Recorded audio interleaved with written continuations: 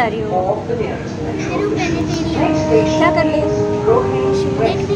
किससे मिलने? हाँ, फाइनली परिधि हमसे मिल ली है और अब हम जा रहे हैं घूमने। हेलो हेलो बच्चा पार्टी विद मम्मा। हेलो।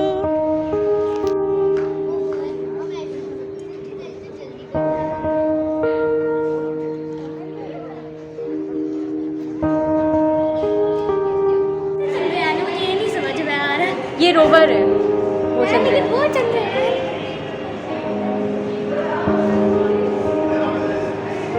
कैसा लग रहा है आप लोगों को अर्थ से बाहर आके? अब आप चांद पे पहुंच चुके हैं। ये देखो,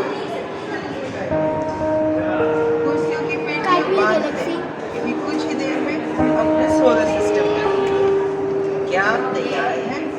कुछ बोल रहे? सोलर सिस्टम में ले जा रही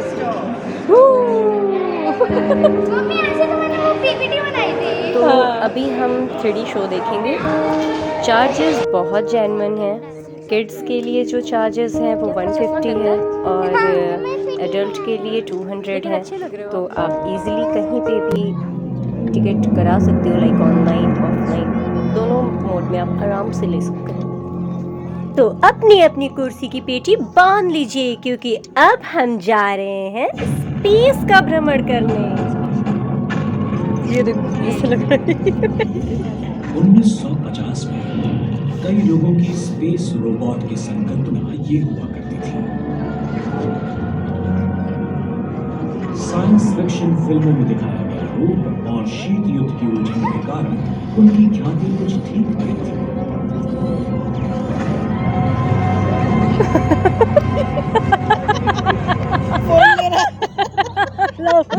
पहले मानव निर्मित उपग्रह स्पुतनिक 1 का 1957 में प्रक्षेपण किया गया था। स्पुतनिक 1 वैज्ञानिक जिज्ञासा की वजह से। आज की तारीख में लगभग 4000 से भी ज्यादा इलेक्ट्रॉनिक रोबोट्स हमारे ग्रह के चारों ओर मंडरा रहे हैं। हमारा जीवन उन पर पूरी तरह से निर्भर है, फिर भी हम उनके बारे में कम ही सोचते हैं।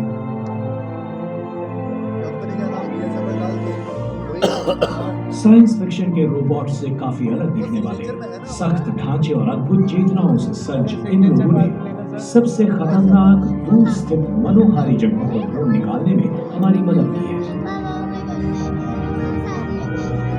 वो देखो उनकी आंखों और कानों के माध्यम से हमने कुछ अनोखी जगहों के सबसे साहसी अन्वेषण किए हैं। बड़ी अच्छी जगह बैठी। हमने कोसों दूर ग्रहों की सतहों को खोदकर उनका परीक्षण तक किया है और कुछ जो कई सदियों से अंतर्ग्रहीय आकाश के भयप्रद विकिरण क्षेत्रों से सफर कर रहे थे, उन्होंने हमारे सौर मंडल के सबसे दूर तक के वैश्विक रहस्यों को उजागर किया। हम मानव जहां जाने का साहस नहीं करते, वहां रोबोट्स बेखौफ चले जाते हैं।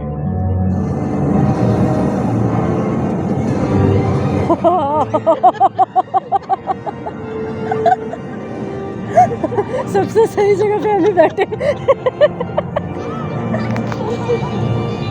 1970 के दशक के अंत में बाहरी ग्रहों के एक अनोखे पंक्ति बंधन ने 2 वॉयेजर अंतरिक्ष यानों को बाहरी सौरमंडल तक आसानी से पहुंचने का अवसर दिया। हमेशा महाकाय ग्रहों वाले छोटे विश्व प्रभावित कर जाते हैं, जैसे ये मिरांडा 70 किलोमीटर ऊंचे।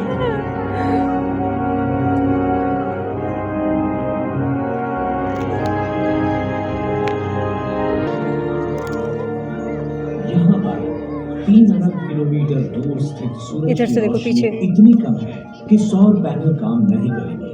इसीलिए वॉयेजर को अपने साथ एक छोटा सा न्यूक्लियर जनरेटर रखना जरूरी हो गया है, जिसके जरिए अनुसंधान उपकरणों को बिजली मिलती है। ऐसा लग रहा है हम लोग भी गोल गोल घूम रहे हैं क्या? तरफ जो गठीला सिलेंडर वही है। इल्यूजन हो रहा है। एक लंबे उलटने में मैग्नेटोमीटर था, जिसे यह की बात यह है कि सबसे भीतरी ग्रह बुध और शुक्र का अन्वेषण करना काफी मुश्किल है। 1974 और 1975 में एक अंतरिक्ष यान ने बुध की एक आंशिक रूप से तस्वीर खींची थी। पर दोबारा किसी रोबोट को खोज यात्रा पर लौटने के लिए 33। ये चांद होगा क्या? ये है मैसेंजर। 2-3 प्रयासों के पश्चात उसने 2011 में बुध की भ्रमण कक्षा में प्रवेश किया। अच्छा। इकट्ठा कर रहा है। कुछ शोधकर्ताओं का मानना है कि ये दरअसल पानी से जमी बर्फ होगी, पर अब तक इस बात की पुष्टि करने वाला सबूत नहीं मिला है। शुक्र पर बर्फ को किसी पनौड़ा यान जो हथियारबंद टैंक्स की तरह बनाए गए थे, शुक्र पर सीधी तरह से उतर सके। हम तो शुक्र पे हैं अभी। छवियों की मदद से हमने उस ज्वालामुखी ग्रस्त चट्टानों से भरे भूखंड का विस्तृत चित्र निर्माण। शुक्र आकार में पृथ्वी से दुगना है, पर इसका घना कार्बन डाइऑक्साइड वायुमंडल, सल्फ्यूरिक एसिड के से समय में भरे कितने बादल तारे दिखते और थे। भट्टी जैसा तो तारे तापमान दिखते ही हमें नहीं। यही जताता है कि हमारे भविष्य बच्चे में देख ही नहीं कोई पाए भी था। मानव या रोबोट्स पहले तो इस पर 26 सबसे होता था, आखिर में हमारे जाना तारे ही ऐसे पसंद ऐसे करेगा। जाते थे, ऐसे दिखते थे। पृथ्वी से परे एक ही जगह ऐसी है जहां पर मानव और रोबोट्स दोनों जा चुके हैं, और वो है चांद, अच्छा, हम चांद पे आ पर गए। जिनका जन्म 1970। पृथ्वी, हमारी प्यारी पृथ्वी। पहले अमेरिका और रशिया का चांद की भूमि पर वर्चस्व हुआ करता था, पर अब यूरोपीय देशों के रोबोट अंतरिक्षयान चांद पर सफलतापूर्वक जा चुके हैं, और पिछले कुछ वर्षों में तकनीकी क्षेत्र की 3 बड़ी आशियाई हस्तियां जापान, भारत और चीन भी चांद पर जा चुकी हैं। अब तो पहले अशास्त्रीय हायाबुसा ने एक उपग्रह के कुछ सूक्ष्म सैंपल इकट्ठा किए और उन्हें लेकर वो 2010 में पृथ्वी पर लौट आया। 2011 के मध्य में डॉन अंतरिक्ष यान ने मंगल और जुपिटर के बीच स्थित दूसरे बड़े उपग्रह वेस्टा की परिक्रमा शुरू की। उसके परीक्षण ये बताते हैं कि वेस्टा उसके 4 अरब वर्षों पहले हुए निर्माण से लेकर आज तक उसी से आगे भी पर उसकी अलग अलग किस्म की विशेषताएं ये सूचित करती हैं कि इस छोटे से विश्व में और व्यावसायिक मूल्य लगभग $80 ट्रिलियन होगा, जो अमेरिका के राष्ट्रीय ऋण से 5 गुना ज्यादा है। उपग्रहों से मिलते जुलते पर थोड़े से अलग होते हुए करीब 12,000 आघात झेले, और फिर एक बड़े आघात से यान गिर गया और उसका कैबिन टूट गया।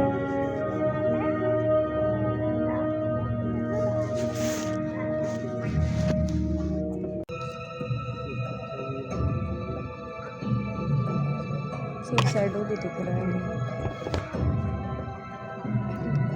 ऐसे ही उतरते हैं ये, रियल इमेज होगा सारा।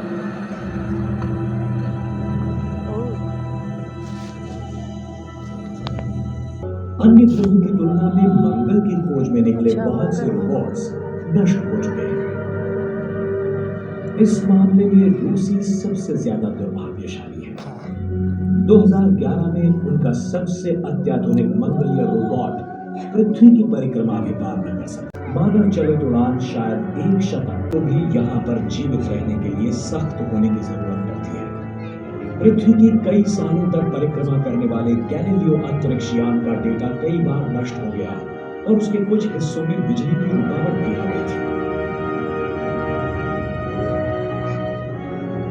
रोबोट्स और मानव दोनों के लिए ये जगह घातक है।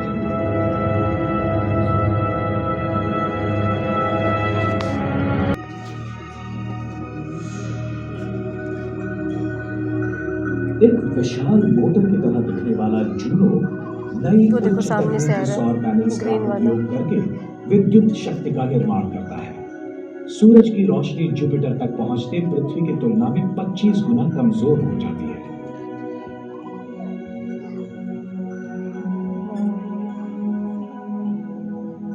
इस विशाल ग्रह का निर्माण, उसका वातावरण और पर्यावरण, इनके विषय में हमारी कल्पनाएं जूनो पूरी तरह से बदल देगा, ऐसी अपेक्षा है।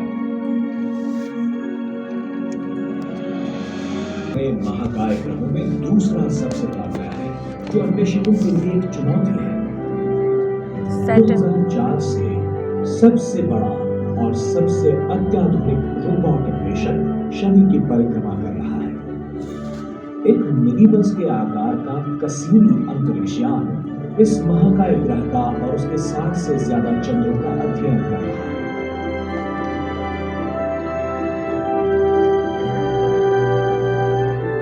कसीनी के आयुधों में शनि के शानदार वलयों की माला कैसे आश्चर्यजनक है। अगर पृथ्वी के इर्द गिर्द होते तो ये वलय चांद से लगभग 1/3 अंतर तक होते।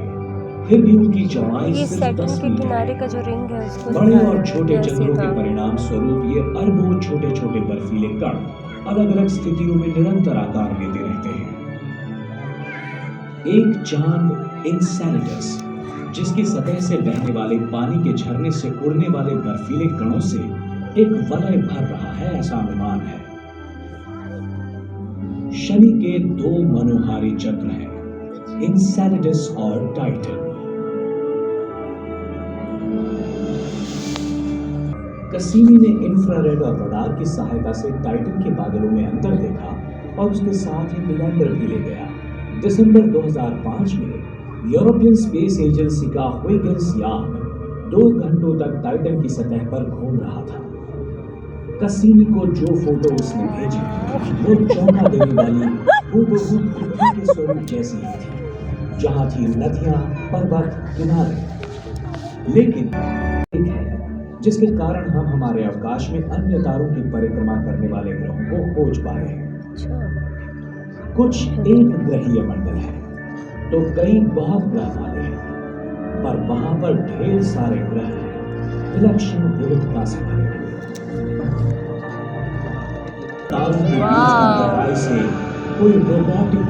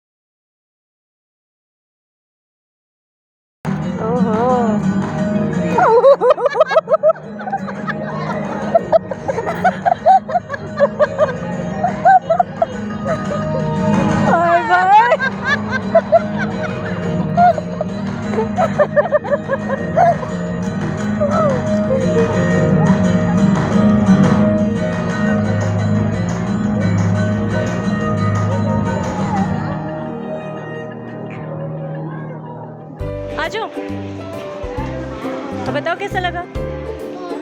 कैसा लगा फरीदी? झकास। ले लो, मस्त था। डर भी लगा ना? आपको कैसा लगा? कब डर लगा? जब डायनासोर आया था। मैं तो मुंह नीचे करना। पटक मत देना एक दूसरे को। पैसा वसूल था, इतना अच्छा था कि ज़रूर अपने किड्स को लेके जाने लायक जगह है। मतलब बहुत ही इंटरेस्टिंग है, बहुत ही ज़्यादा अच्छा है। वीडियो क्वालिटी इतनी अच्छी है, 3D उसका इतना अच्छा है। मतलब हम तो डर जा रहे थे, इतनी अच्छी 3D का इफ़ेक्ट है। तो आप अपने बच्चों को लेके ज़रूर जाइए, और हम दिल्ली में अगर रहते हैं तो अपने बच्चों को ज़रूर घुमाना चाहिए ऐसी जगहों पे कभी कभी।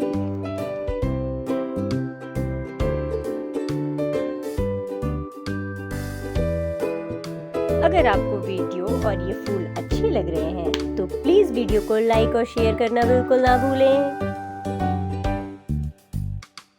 और मुझे उम्मीद है कि आप लोगों ने चैनल तो ज़रूर ही सब्सक्राइब कर रखा होगा, और अगर नहीं किया है तो अभी करें। टिंग डोंग। यहाँ पे एक्सपेरिमेंट भी हो रहा है। क्या कर रहे हो तुम दोनों? पत्ता जला रहे हैं? 7th क्लास का एक्सपेरिमेंट कर रहे हैं। 7th क्लास का? आ तो रहा है बड़ा तेज, ये जलेगा।